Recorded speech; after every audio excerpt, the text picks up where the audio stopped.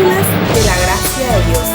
Pequeñas dosis de la palabra para un espíritu con perspectiva de eternidad. Hoy nos sumergimos en el Salmo 51. Recordemos que el Salmo 51 está escrito después de que David hubiera cometido ese doble pecado de adulterio con Betsabé y luego el asesinato de su marido. Es impensable y sin embargo David viene a una confesión honesta y humilde a Dios. Y una de las cosas que vemos como resultado de esa confesión es que el Salmo 51 es un lugar donde se obtiene una de las definiciones más precisas de lo que es el pecado en todas las escrituras, porque eso es lo que David está confesando, su pecado. En su confesión no hay excusas ni justificación. No hay ningún ¿qué pasaría si solo no hay argumentos a favor de su propia justicia? No hay cambio de culpa, es solo una confesión honesta. Y fijémonos en cómo comienza el Salmo 51, verso 1. Ten piedad de mí, oh Dios, conforme a tu misericordia, conforme a la multitud de tus piedades, borra mis rebeliones, lávame más y más de mi maldad y límpiame de mi pecado. Ahora bien, no sé si te diste cuenta, pero en este primer par de versículos de este salmo, David usa tres palabras diferentes para el pecado y es importante entender lo que significan estas palabras. La primera palabra es rebelión. La rebelión es transgresión.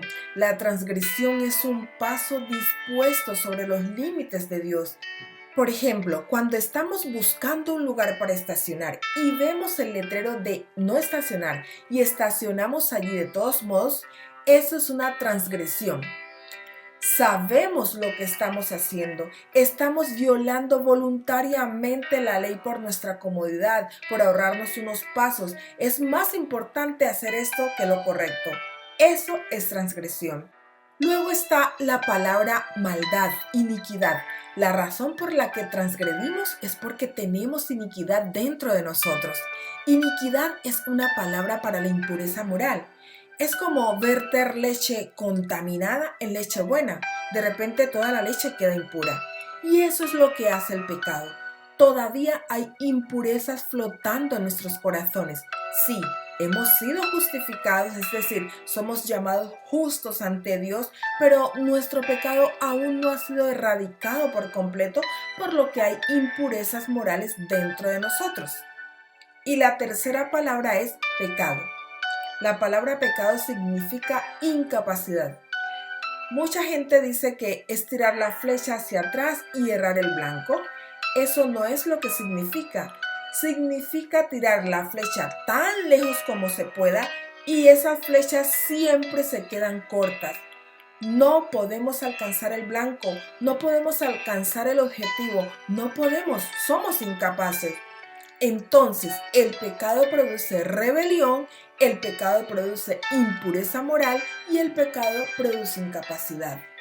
Pero David continúa, él dice, tienes que saber que todo pecado es vertical. No importa quién esté siendo dañado por nuestro pecado, el pecado siempre es pecado contra la autoridad y la voluntad de Dios. David dice que todo el mundo nace en pecado. Eso significa que mi mayor problema no es el mundo en el que vivo, o la gente con la que vivo, o las circunstancias de mi vida. Mi mayor problema soy yo. David dice que el pecado es una cuestión del corazón, no es una cuestión de mi historia primero, no es una cuestión de mi familia, no es una cuestión de ubicación, no es una cuestión de situación. Mi mayor problema vive dentro de mí, no fuera de mí. Entonces, ¿cuál es nuestra única esperanza? Necesitamos algo que no podamos darnos a nosotros mismos.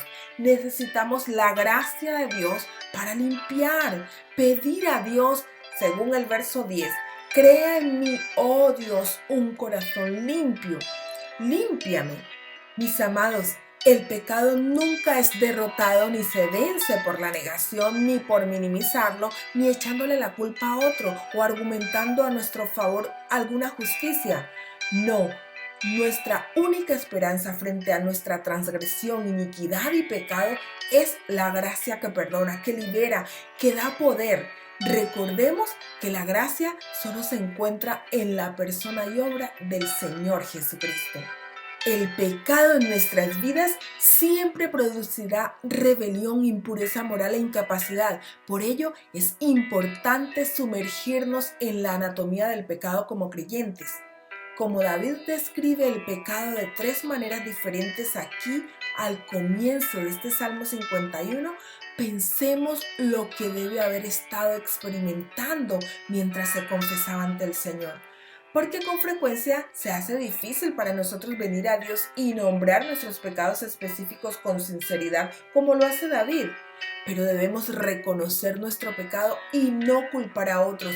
Reconocer que tú y yo somos el problema, no el mundo. Reconocer nuestra necesidad de ser rescatados del pecado en el que nacemos. Por lo cual, admitir y asumir nuestra condición debe dirigirnos a abrazar al único que nos puede rescatar, nuestro Salvador, el Señor Jesucristo, y con arrepentimiento genuino confesarle nuestros pecados, y esto cada día mientras nuestra vida transcurre corandeo, es decir, delante del rostro de Dios. Dios nos bendiga. ¡Feliz día! Deseamos que este contenido haya sido de edificación para ti. Te invitamos a que nos dejes un like y también agradecemos que te suscribas al canal si aún no lo has hecho. Que la gracia del Señor Jesucristo sea siempre con nosotros. Amén.